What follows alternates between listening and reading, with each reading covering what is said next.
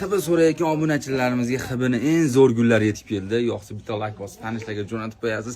Narx qiziq bo'lsa kommentariyaga plyus belgini yozib qo'ying. Albatta narxini jo'natib qo'yamiz. Gullari, svetlari yo'qsa bitta like bosib tanishlarga jo'natib qo'yasizlar.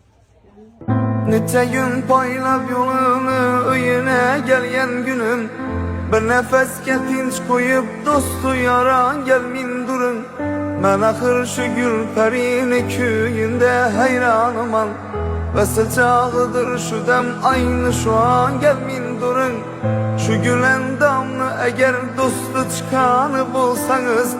Her birin yüz yarınızını tende canı bulsanız. Hem periveşler kebi mayı tabanı bulsanız.